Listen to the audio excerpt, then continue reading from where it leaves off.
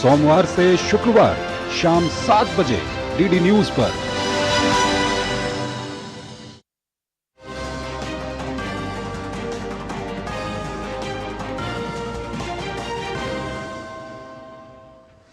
नमस्कार, सांकेतिक भाषा के इस विशेष बुलेटिन में आप सभी का स्वागत है। मैं हूं अजय मिश्र और मेरे साथ हैं मेरी सहयोगी गार्गी शुक्ला।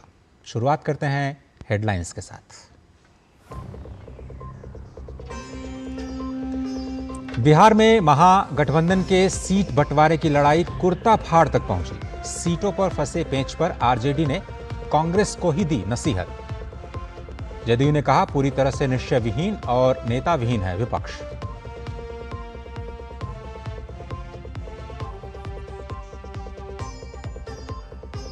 भाजपा ने टीएमसी पर चुनावी लूट का लगाया बड़ा आरोप। टीएमसी सांसद अभिषेक बनर्जी की डायमंड हार्बर सीट से रिकॉर्ड जीत को बताया संगठित चुनावी लूट का नतीजा।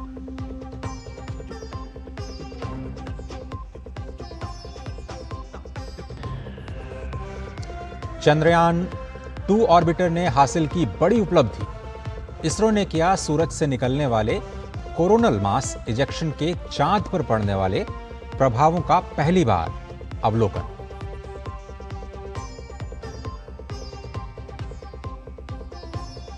अयोध्या में दीपोत्सव का उल्लास चरम पर। 28 लाख दियों के साथ नया वर्ल्ड रिकॉर्ड बनाने की तैयारी में रामनगरी। राज्यपाल आनंदीबेन पटेल और मुख्यमंत्री योगी आदित्यनाथ पहुंचे अयोध्या धाम।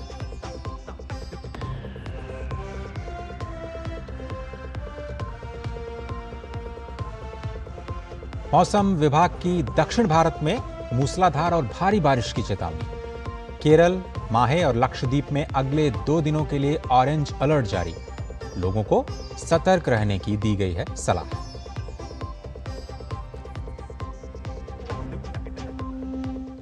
चलिए इस विशेष बुलेटिन को आगे बढ़ाते हैं। बिहार विधानसभा चुनाव में दूसरे चरण के लिए नामांकन का कल अंतिम दिन है। महागठबंधन में खींचतान थमने का नाम नहीं ले रहा है। राजद ने कांग्रेस की 3 सीटों पर अपने प्रत्याशी उतार दिए।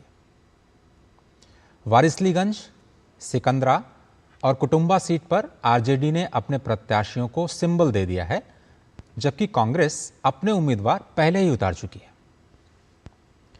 कुटुंबा सीट से कांग्रेस के प्रदेश अध्यक्ष राजेश राम कांग्रेस के प्रत्याशी हैं, जबकि राजद ने पूर्व मंत्री सुरेश पासवान को अपना सिंबल दे दिया है।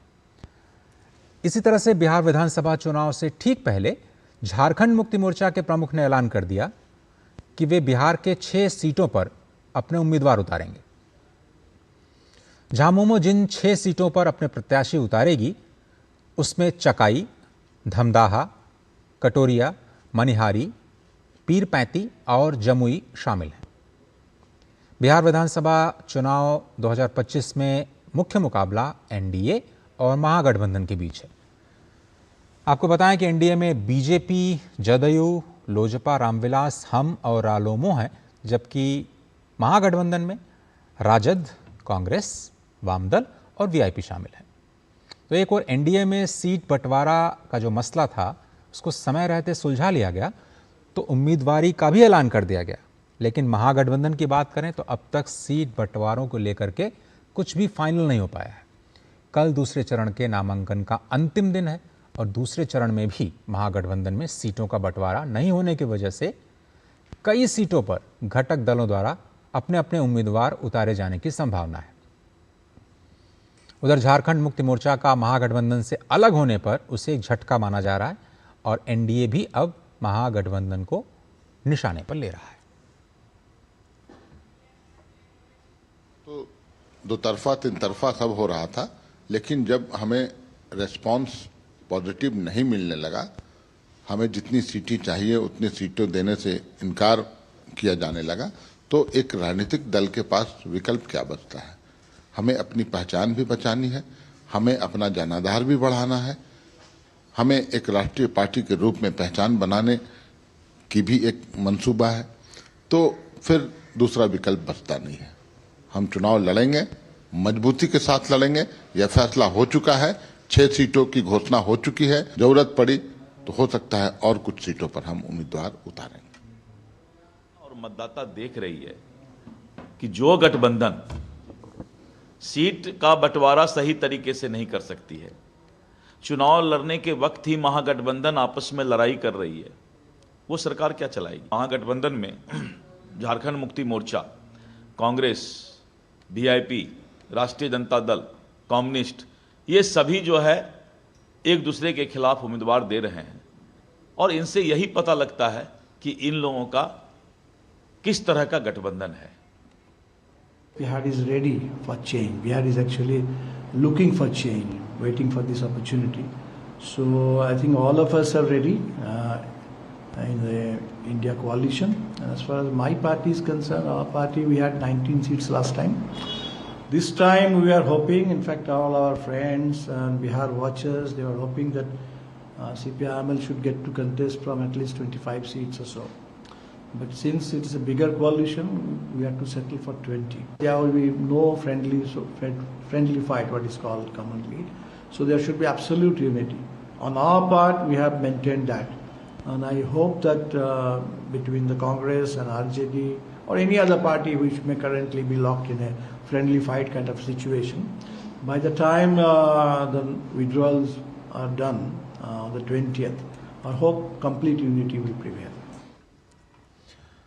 बिहार चुनाव में महागठबंधन में कई दिनों में सीट बंटवारे को लेकर के खींचतान जारी है। सीटों के बंटवारे के बगैर ही महागठबंधन के घटक दल अपने अपने प्रत्याशियों की घोषणा कर रहे हैं।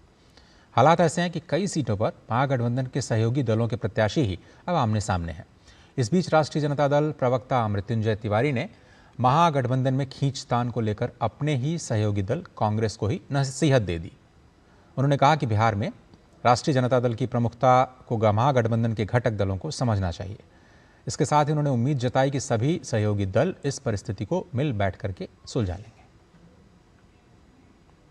गठबंधन के राजनीति के इस दौर में कभी कभी ऐसी परिस्थितियां उत्पन्न होती हैं, लेकिन सभी सहयोगी दलों को ये बात समझनी चाहिए। राष्ट्रीय जनता दल तो सिर्फ बिहार में चुनाव लड़ती है, झारखंड में कुछ सीटों पर लड़ती है।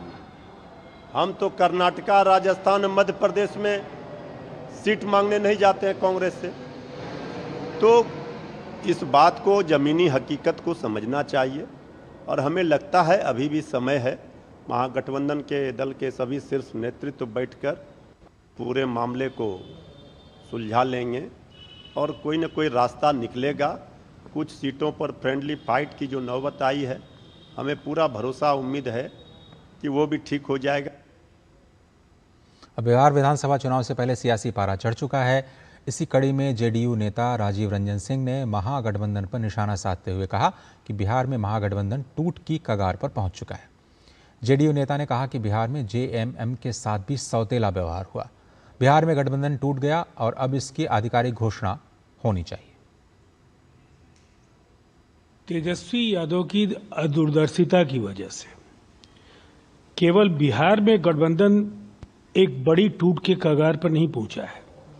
झारखंड में आरजेडी की कोई औकात नहीं थी, लेकिन जेएमएम ने आरजेडी को सम्मानजनक हिस्सेदारी दी थी।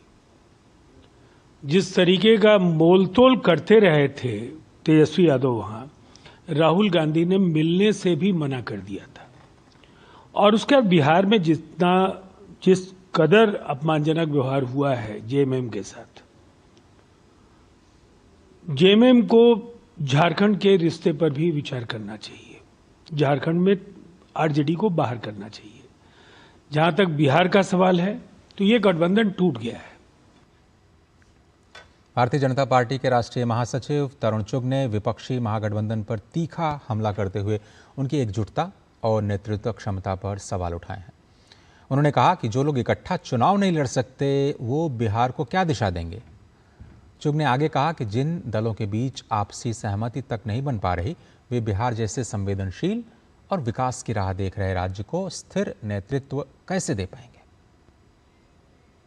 वो लोग इकट्ठे चल नहीं सकते, इकट्ठे सोच नहीं सकते, इकट्ठे चुनाव नहीं लड़ सकते, वो बिहार को क्या दिशा देंगे। जो दल आपसी सहमति तक नहीं बना पा रहे, ये बिहार जैसे बड़े राज्य के लिए स्थिर नेतृत्व और विकास की दिशा कैसे तय करेंगे? जनता की समस्याओं पर बात करने की बजाय, समस्याओं का हल सामने रखने की बजाय ये पार्टियां टिकट और कुर्सी की खींचातान में उलझी हुई हैं। बिहार को आगे बढ़ाने का विजन इनके पास नहीं है। सत्ता की भूख और जंगल राज की विरासत, लूट खसूट की विरासत से अब जनता बिहार की इन्हें अपनाने वाली नहीं है। बुलेटिन में एक छोटा सा ब्रेक लेते हैं। आप देखते रहिए डीडी न्यूज।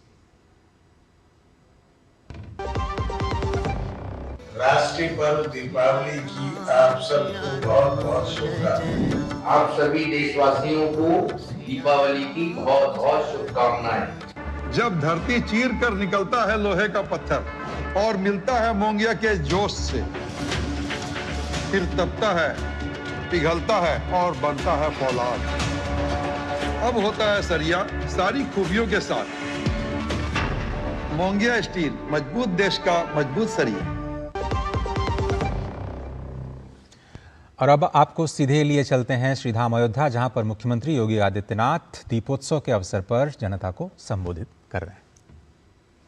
तो प्रधानमंत्री मोदी जी का संकल्प के अनुरूप हम लोगों ने तय किया है, ये अयोध्या अब दुनिया की वैश्विक आध्यात्मिक राजधानी के रूप में अपने आप को स्थापित करेगी। ये अयोध्या भारत की आस्था की राजधानी के रूप में अपने आप को स्थापित करेगा।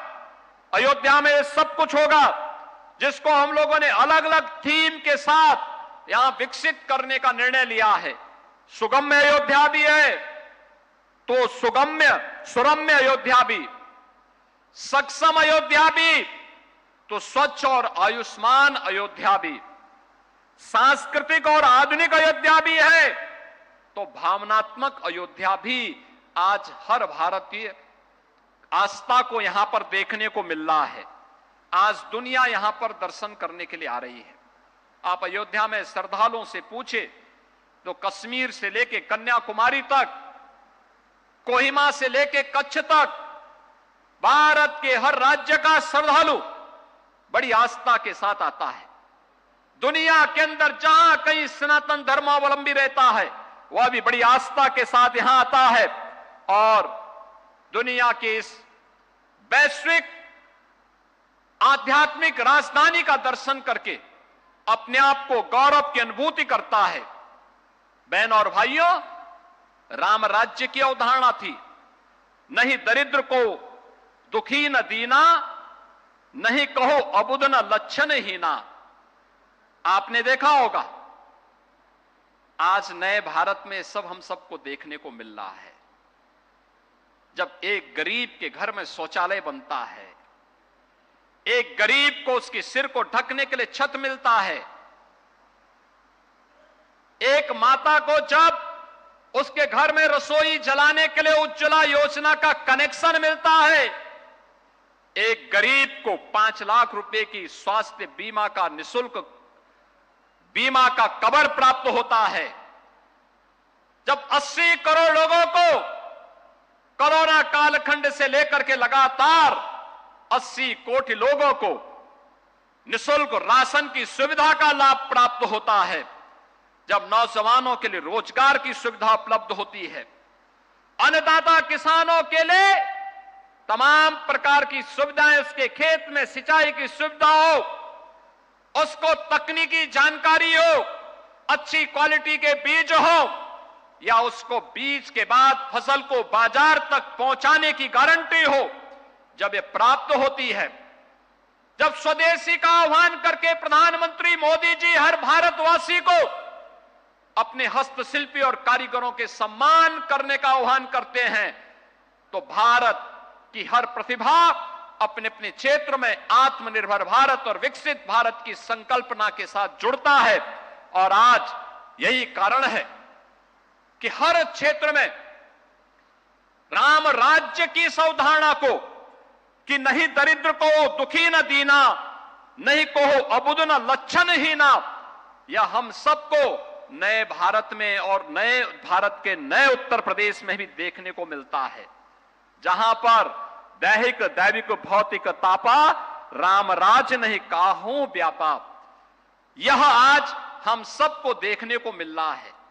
बहनों और भाइयों, आज वही उत्तर प्रदेश है जिस उत्तर प्रदेश में भगवान राम के राम राज्य में तीनों प्रकार के दुखों के लिए कोई स्थान नहीं।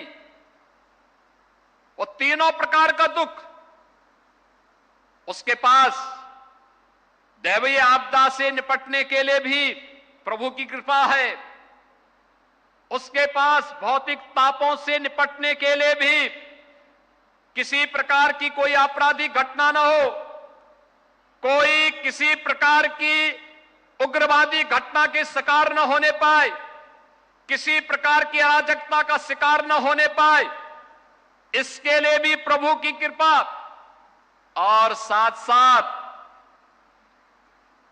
किसी प्रकार की बीमारी को भी समाधान करने के लिए नए भारत में आयुष्मान भारत की सुविधा, बीमारी के उपचार के लिए, आध्यात्मिक दुख के निदान के लिए। और उत्तर प्रदेश में आपने देखा होगा सुरक्षा का एक मॉडल, हर व्यक्ति उत्साह और उमंग के साथ त्योहारों के साथ जुड़ा हुआ है। क्या 2017 के पहले इस प्रकार का उत्साह और उमंग होता था क्या? पर्व और त्योहार आते थे, लोगों के मन में एक आशंका आती थी, वह आशंका होती थी पता नहीं कहां दंगे हो जाएं, कहां पर हमारे दुर्गा मूर्ति के पंडालों में, लक्ष्मी मूर्ति के पंडालों में आगजनी की घटना हो जाए, कहां रामलीला में उपद्रव कर दिया जाए, कहां पर गुंडों की फौज आकर के पूरे वातावरण को प्रदूषित कर ले। ये लगातार इस प्रकार के वातावरण को खराब करने का कुत्सित चेष्टा होती थी, लगातार इस प्रकार का दुष्प्रचार होता था। लेकिन बहनों और भाइयों, आपने देखा होगा 2017 के बाद हम लोगों ने प्रभु श्री राम को अपना आदर्श माना, हम लोगों ने उनके इस आदर्श को अपने जीवन का मंत्र माना, जिन्होंने दंडकारण्य में प्रवेश करते ही ऋषि मुनियों के उस समय के जो स्थितियां थी, जो राक्षस आतंक पैदा किए हुए थे, जिन्होंने अराजकता पैदा की हुई थी, जिन्होंने पूरे दंडकारण्य के आश्रमों में जहां भारत के शोध का, भारत के विज्ञान और ज्ञान और विज्ञान और अध्यात्म का एक बेहतरीन केंद्र था, जिन राक्षसों ने उस पूरे क्षेत्र को एक वीरान क्षेत्र और शमशान बनाने का काम किया था, उन सब के लिए भगवान राम का जो संकल्प था, वह संकल्प आज भी हम सबके जीवन का मंत्र है। भगवान राम ने उस समय राक्षस विहीन करने का, आतंक विहीन करने का जो संकल्प उस समय दंडकारण्य के लिए और पूरे आर्यव्रत के लिए किया था, वही आज हम सबके जीवन का ध्येय वाक्य बन गया है, हमारे जीवन का मंत्र बन गया है। आप देख रहे थे लखनऊ से, माफ़ कीजिएगा, श्रीधाम अयोध्या से सीधा प्रसारण, जहां पर मुख्यमंत्री योगी आदित्यनाथ दीपोत्सव के अवसर पर जनता को संबोधित करते हैं। अब इस सांकेतिक भाषा के इस कार्यक्रम को और आगे बढ़ाते हैं और देखते हैं कुछ और खबरें। बिहार विधानसभा चुनाव के पहले चरण में सारण जिले की मढ़ौरा विधानसभा सीट से एनडीए को मतदान से पहले ही एक बड़ा झटका लगा है। एनडीए समर्थित लोजपा रामविलास के उम्मीदवार और भोजपुरी अभिनेत्री सीमा सिंह का नामांकन रद्द हो गया है। कागजात में कमियां और तकनीकी त्रुटियां मिलने की वजह से नामांकन पत्र को रद्द किया गया। इस घटनाक्रम से मढ़ौरा सीट पर चुनावी समीकरणों में बदलाव की संभावना बढ़ गई है। लोजपा रामविलास पार्टी के अध्यक्ष चिराग पासवान के अनुसार कुछ चूक हुई थी, जिसे जल्दी ही सुधार लिया जाएगा। चुनाव आयोग में हम लोगों ने उसका रिप्रेजेंटेशन दिया है। मुझे लगता है एक हल्की सी चूक की वजह से संभवतः ये विषय इस तरीके से उठ के आया है। मुझे उम्मीद है कि आने वाले एक आध दिनों में इसको भी सुलझा लिया जाएगा। पश्चिम बंगाल की डायमंड हार्बर सीट से तृणमूल सांसद अभिषेक बनर्जी की रिकॉर्ड जीत पर अब सियासी बवाल मच गया है। भाजपा आईटी सेल प्रमुख अमित मालवीय ने इस जीत को चुनावी लूट का नतीजा बताया। मालवीय ने एक्स पर पोस्ट कर आरोप लगाया कि पूर्व पीठासीन अधिकारी स्वपन मंडल के खुलासे से ये साफ है कि चुनाव के दौरान सुनियोजित तरीके से विपक्षी मतदाताओं को मतदान से रोका गया। ईवीएम मशीनों में विपक्षी उम्मीदवारों के बटन पर काले टेप लगाए गए और मृत या फिर अनुपस्थित मतदाताओं के नाम पर फर्जी वोट डाले गए। उन्होंने सवाल उठाया कि अगर सब कुछ पारदर्शी है तो मुख्यमंत्री ममता बनर्जी एसआईआर प्रक्रिया का विरोध क्यों कर रही हैं। अमित मालवीय का दावा है कि टीएमसी की बढ़त फर्जी वोटों के सहारे बनाई गई और पारदर्शी जांच होने पर यह खुलासा हो जाएगा। उन्होंने कहा कि लोकतंत्र की बहाली के लिए इस लूट मॉडल को खत्म करना जरूरी है।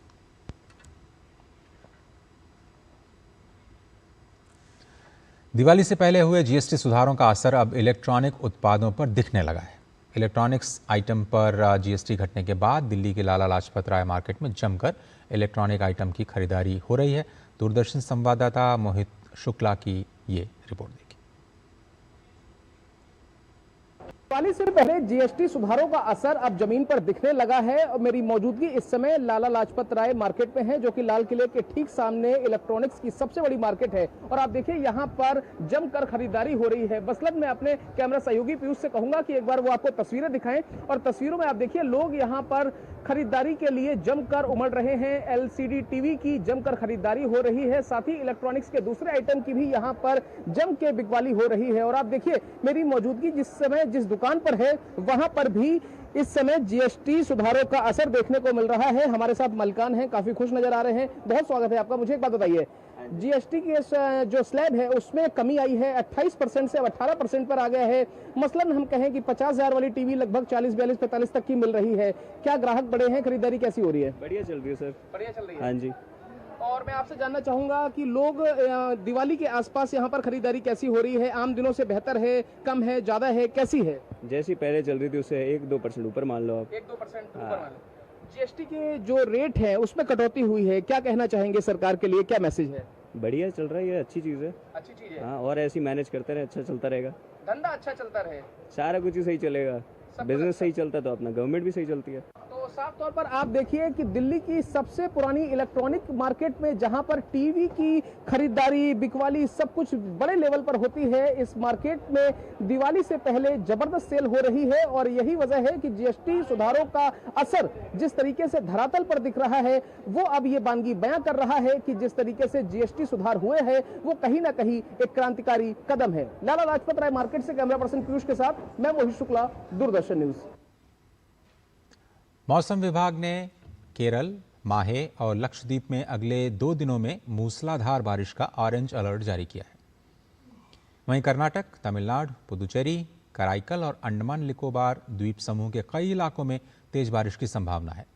केरल, कर्नाटक के तट और आसपास के समुद्री क्षेत्रों में, जिसमें लक्षद्वीप और कोमोरिन क्षेत्र शामिल है, वहां पर 55 किलोमीटर प्रति घंटे की रफ्तार से हवा चलने की संभावना है। केरल में शनिवार देर रात से हो रही मूसलाधार बारिश ने इडुक्की जिले को सबसे ज्यादा नुकसान पहुंचाया है। केरल के 6 जिलों में ऑरेंज और 8 जिलों में येलो अलर्ट है। बंगाल की खाड़ी में निम्न दबाव का क्षेत्र बना हुआ है। मछुआरों को समुद्र से दूर रहने की सलाह दी गई है। भारत और ऑस्ट्रेलिया के बीच खेले गए 3 मैचों के वनडे सीरीज के पहले मैच में भारत को हार झेलनी पड़ी है। भारतीय टीम को ऑस्ट्रेलिया ने 7 विकेट से हरा दिया है। भारत द्वारा मिले 131 रनों के लक्ष्य को ऑस्ट्रेलिया ने 21.1 ओवर में ही हासिल कर लिया। मैच में टॉस हारकर पहले बल्लेबाजी करते हुए वर्षा बाधित मैच में भारत ने 26 ओवर्स में 9 विकेट पर 136 रन बनाए। बारिश के कारण 4 बार मैच को रोकना पड़ा, जिसके कारण ओवरों में कटौती की गई और मुकाबला 26 ओवर्स का कराया गया। इस प्रकार डकवर्थ लुइस नियम के तहत ऑस्ट्रेलिया को जीत के लिए 26 ओवर्स में 131 रन का लक्ष्य मिला। भारत के लिए केएल राहुल ने सबसे ज्यादा 38 रन बनाए। अक्षर पटेल ने 31 रनों की पारी खेली। टीम के सलामी बल्लेबाज रोहित शर्मा केवल 8 रन बना करके हेजलवुड का शिकार बने। विराट कोहली मिशेल स्टार्क की गेंद पर 0 पर आउट हो गए। कप्तान शुभमन गिल भी 10 रन बना करके पवेलियन लौटे।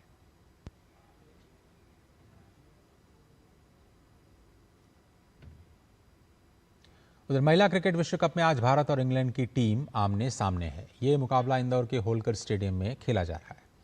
मैच में इंग्लैंड ने टॉस जीतकर पहले बल्लेबाजी करने का फैसला लिया। ताज़ा जानकारी मिलने तक इंग्लैंड ने बिना किसी नुकसान के 2 विकेट के नुकसान पर 102 रन बना करके खेल रही थी। इंग्लैंड की टीम प्रतियोगिता में अब तक अविजित है। उनका एक मैच बारिश में धुल गया। वहीं भारतीय टीम ने श्रीलंका और पाकिस्तान को हराकर अच्छी शुरुआत की थी, लेकिन इसके बाद टीम को दक्षिण अफ्रीका और ऑस्ट्रेलिया के खिलाफ हार का सामना करना पड़ा। ऐसे में अब सेमीफाइनल में पहुंचने की उम्मीदों को बल देने के लिए भारत के लिए ये मुकाबला जीतना बेहद अहम है। तो इस विशेष बुलेटिन में सिर्फ इतना ही। मुझे और मेरी सहयोगी गार्गी शुक्ला को दीजिए इजाजत। नमस्कार।